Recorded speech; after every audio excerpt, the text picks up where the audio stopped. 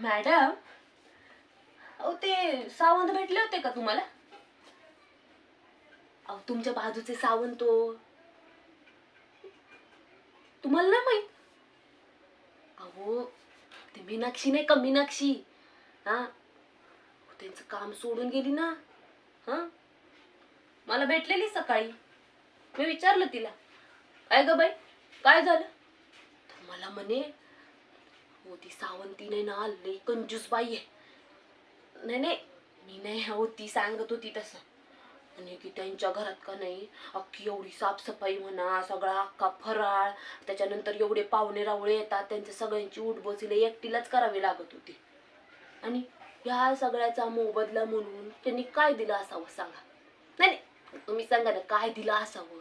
हा, एक हलक्यातली साडी. मग म्हणून दिलं, म्हणून काम सोडून. बघा ना, मला पण विचारत होती, तुझ्या मॅडमने तुला दिवाळी बोनस काय दिला का साडीच दिली? मी म्हटलं नाही नाही, म्हटलं माझी मॅडम का नाही मनन खूप चांगली आहे, एकदम देव माणूस आहे बघा. आहे का नाही मॅडम? बरोबर बोलले का नाही मी? उगाच मला भडकवायची काम, नाही तर काय.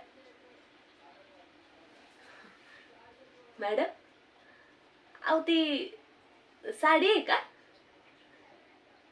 हे नंदीसाठी आहे वय? अहो पण एवढ्या हलक्यातली?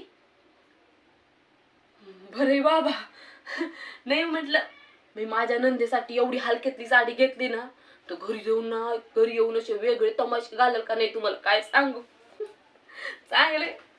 नाही, चालू दे चालू दे.